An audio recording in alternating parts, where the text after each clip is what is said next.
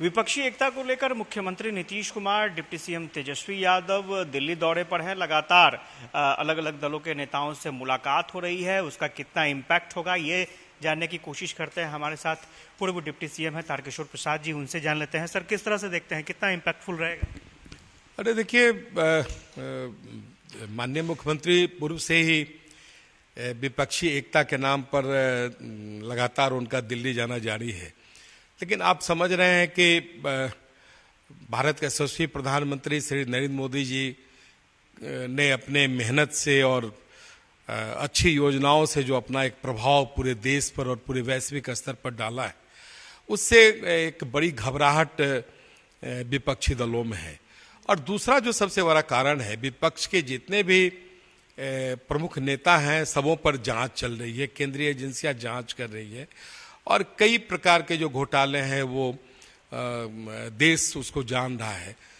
तो केंद्रीय जांच एजेंसियों की कार्रवाई के कारण उनमें एक घबराहट है कि अगर यह सरकार बनी रह गई तो वो कहीं न कहीं दोषी करार होंगे और उन पर कार्रवाई भी होगी। तो इस नाते जो घबराहट है, उस घबराहट में ये लोग सभी विपक्षी नेता इस तरह से मिल रहे हैं जैसे लग रहा हो कि जनता उनको जनादेश देने का मन बना चुकी है। लेकिन आप जानते ही हैं कि जितने राष्ट्रीय स्तर के विपक्षी दल हैं, सभी वैचारिक रूप से एक दूसरे से सबका मतभेद है, मनभेद है। भारतीय राष्ट्रीय कांग्रेस को ममता जी नहीं चाहेंगी, साम्यवादी दल फिर किसी अन्य दल को नहीं चाहेंगे। तो अलग अलग इन लोगों का कई प्रकार की कठिनाइयां हैं। फिर प्रधानमंत्री पद के उम्मीदवार को लेकर भी काफ़ी जद्दोजहद है। प्रधानमंत्री बनना तो खैर आगे की बात है, लेकिन प्रधानमंत्री पद के उम्मीदवार कौन होंगे यह लेकर भी भारतीय राष्ट्रीय कांग्रेस कभी नहीं चाहेगी कि राहुल गांधी या सोनिया गांधी के अलावा कोई भारत के प्रधानमंत्री के रूप में वो कहीं न कहीं दिखे। तो ये सारी चीज़ें हैं जिसके कारण बार बार ये विपक्षी एकता के नाम पर श्री नीतीश कुमार जी का दौरा हो रहा है। और नीतीश कुमार जी का दौरा ये उनकी राजनीतिक व्यवस्था है, क्योंकि जिस प्रकार से उन्होंने श्री तेजस्वी यादव जी को मुख्यमंत्री के रूप में उनके नाम पर घोषणा की है, तो स्वाभाविक है वो अपनी राजनीतिक जो स्थान है उसकी वो तलाश कर रहे हैं और वो कहीं नजर नहीं आ रही है। लेकिन कहीं न कहीं एक उनके राजनीतिक यात्रा का ये भटकाव है और इस भटकाव के कारण वो स्वयं है और अंततः उनकी जो राजनीतिक स्थिति बनने वाली है वो मीडिया को और देश को पता है। और आने वाला 2024 का जो चुनाव है इन सारी चीज़ों को कहीं न कहीं स्पष्ट रूप से उस अवसर पर ये दिखेगा। इसलिए ये बेमानी है। अब केजरीवाल से मिल रहे हैं, केजरीवाल का जो दल है उसके कई नेता जेल के अंदर बंद हैं, उन पर घोटाले का आरोप है। या कल भारतीय राष्ट्रीय कांग्रेस के जितने भी नेता हैं सभी जमानत पर हैं, राष्ट्रीय जनता दल के जितने भी नेता हैं वो जमानत पर हैं। तो इस तरह से आप समझ सकते हैं कि किस प्रकार की ये तैयारी हो रही है। इसलिए बेमानी है। भारत की जनता ने यशस्वी प्रधानमंत्री जी के प्रति अपना विश्वास व्यक्त किया है। अगले संसदीय चुनाव में भारतीय जनता पार्टी और एनडीए सशक्त रूप से पुनः एक मजबूत सरकार के रूप में जनता की सेवा करेगी। और है सर कि आज जीतन राम मांझी के बारे में जो सूचना आ रही है, अमित शाह जी से उनकी मुलाकात हो चुकी है, तो क्या लगता है कि ये एक मांझी जी का मन बदल रहा है? एक तरफ विपक्षी एकता की कोशिश कर रहे हैं और दूसरी तरफ बीजेपी से बहुत दल जुड़ना चाह रहे हैं। देखिए, यह बात बहुत स्पष्ट है कि जो छोटे छोटे राजनीतिक दल हैं तो वो कहीं न कहीं अपनी स्थिति को देखते रहते हैं कि हम किनके साथ जुड़ें जो आगे चलकर वो एक अच्छी सरकार बने और एक बेटर गवर्नेंस दे सके।